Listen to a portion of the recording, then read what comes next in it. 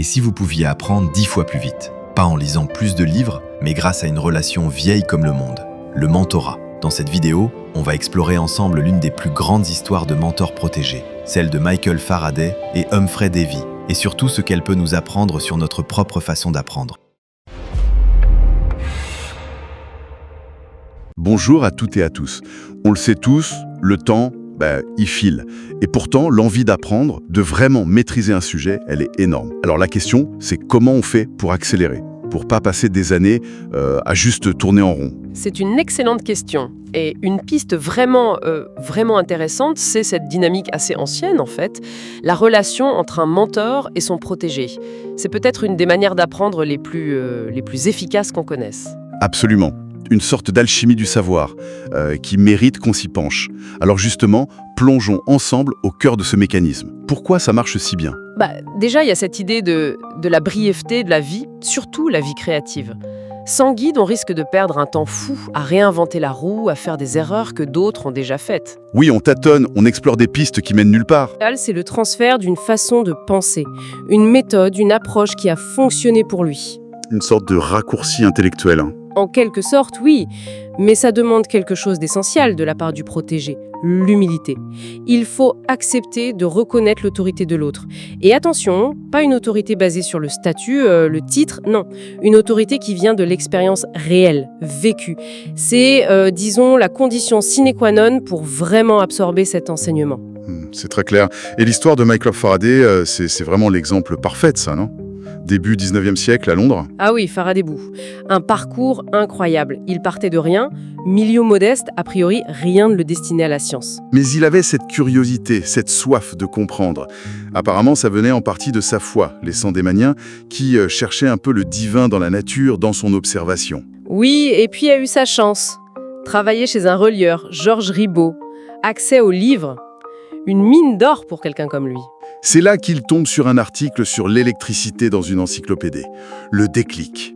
Et puis un autre livre clé, le perfectionnement de l'entendement d'Isaac Watts. Ah, ce livre, un vrai guide pour autodidactes. Et Faraday, il l'a pris au mot. Il ne s'est pas contenté de lire, il a expérimenté, il a suivi des conférences scientifiques, celles de John Tatum notamment. Et surtout, la méthode qu'il s'est imposée. Prendre des notes hyper détaillées, les réorganiser, les illustrer lui-même. Il voulait vraiment maîtriser le sujet, pas juste le survoler. C'est ça. Il s'est construit une base solide, tout seul. Chapeau. Mais le vrai tournant, le moment où ça bascule, c'est quand il assiste aux conférences d'Humphrey Davy. Le grand chimiste de l'époque à la Royal Institution, la star scientifique londonienne, quoi. Exactement. Et là, Faraday comprend quelque chose de fondamental. Davy, c'est pas juste un savant qui accumule des faits. C'est un esprit créatif, sa pensée est presque théâtrale, audacieuse. Et il réalise que pour aller plus loin, il ne lui suffit plus d'apprendre des choses. Il doit apprendre à penser comme ça, intégrer cette approche créative de la science. Voilà, le besoin d'un mentor devient impérieux. Il ne veut plus juste savoir, il veut savoir, comment découvrir. Et donc, il va tout faire pour entrer dans le cercle de Davy. Et la chance, ou plutôt l'opportunité saisie, arrive. Davy se blesse à l'œil. Oui, un accident de laboratoire. Il a besoin d'un assistant, mais temporaire. Faraday saute dessus. Et il fait forte impression. Sérieux, compétent, méticuleux. Mais le poste n'est que temporaire. Il faut insister. Et comment ? Faraday ne lâche rien.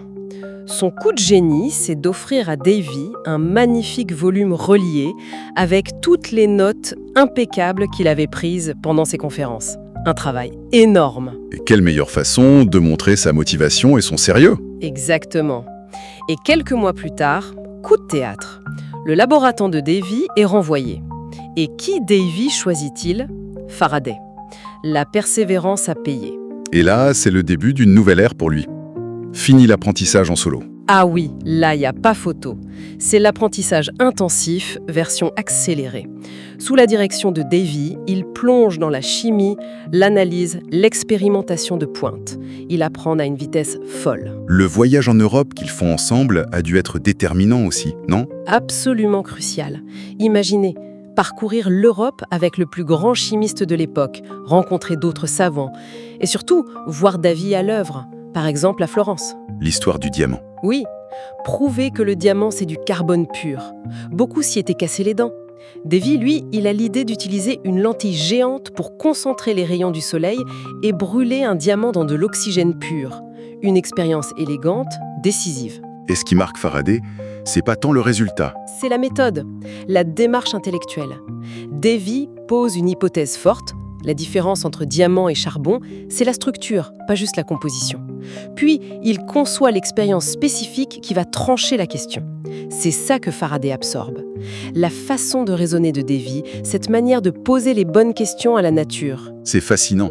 Mais à ce stade, est-ce qu'il n'y a pas un risque pour Faraday de devenir juste une copie de Davy? De rester coincé dans son ombre. C'est tout le nœud du problème. Et c'est là que la dynamique devient complexe, tendue. Parce qu'après environ 8 ans, Faraday n'est plus un simple apprenti. C'est devenu un scientifique accompli avec ses propres idées. Et Davy, comment réagit-il ? Eh bien, c'est compliqué. Peut-être par habitude ou peut-être par une forme de jalousie, difficile à dire, mais il continue de le traiter un peu comme son assistant. Il le maintient dans un rôle subalterne. Du coup, Faraday doit commencer à sentir le besoin de voler de ses propres ailes. Ah oui, ça devient vital pour lui. Il a son propre potentiel créatif à explorer. Et c'est là qu'arrive la rupture, ou du moins la crise majeure. Lié à sa grande découverte sur l'électromagnétisme, le moteur électrique. Exactement, une découverte fondamentale. Dans l'excitation, il publie ses résultats très vite. Et il oublie ou néglige de citer des travaux antérieurs de Davy et d'un autre scientifique, Wollaston, qui avait un peu effleuré le sujet sans aller aussi loin. Oups, erreur de débutant ou... Difficile à dire. Mais la réaction de Davy est terrible. Il se sent peut-être menacé ou trahi ou simplement piqué au vif. Il accuse Faraday, assez injustement d'ailleurs, de plagiat. Ah oui, quand même. Et ça ne s'arrête pas là. Davy ira jusqu'à s'opposer activement à l'élection de Faraday à la Royal Society, l'Académie des sciences. C'était le seul membre à voter contre, je crois. C'est dur. Venant de son propre mentor. Extrêmement dur. Très conflictuel. Mais d'une certaine manière, c'était peut-être nécessaire. Pour que Faraday puisse vraiment s'affirmer, il devait couper le cordon. Même si c'était douloureux. Il y a cet adage espagnol « al maestro cuchillada ». Au maître, il faut parfois donner le coup de couteau symbolique pour pouvoir exister soi-même. Il devait se détacher pour devenir pleinement Faraday et pas juste l'élève de Davy. C'est ça. S'affirmer, même contre celui qui lui avait tant appris. Alors, si on essaye de synthétiser un peu les leçons de cette histoire, qu'est-ce qui fait la force et aussi les limites de cette relation mentor-protégé ? Bon, premièrement, c'est clair que c'est une relation d'une intensité incroyable. Souvent, il y a un lien affectif fort qui se crée, et ça facilite une transmission très profonde. On parle parfois de l'effet des neurones miroirs, tu sais, ces cellules qui s'activent quand on regarde quelqu'un faire quelque chose, comme si on le faisait nous-mêmes. Ça joue sans doute un rôle dans cet apprentissage presque par osmose. Une transmission qui va au-delà des mots. Tout à fait. Deuxièmement, et c'est crucial, le but, ce n'est pas de devenir un clone du maître.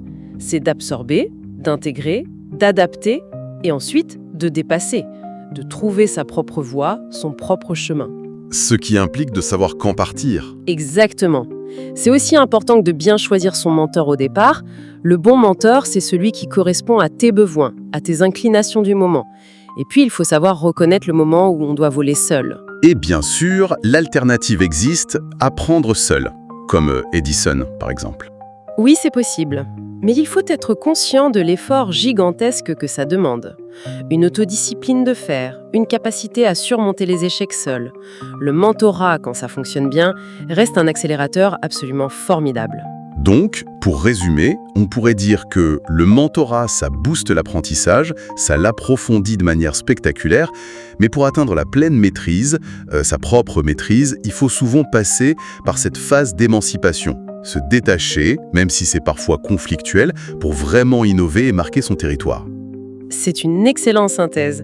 Et ça nous laisse peut-être avec une dernière pensée. On connaît cette phrase « Un piètre disciple est celui qui ne surpasse pas son maître ». Au-delà du simple transfert de connaissances et de méthodes, on peut se demander quel rôle joue cette tension inévitable.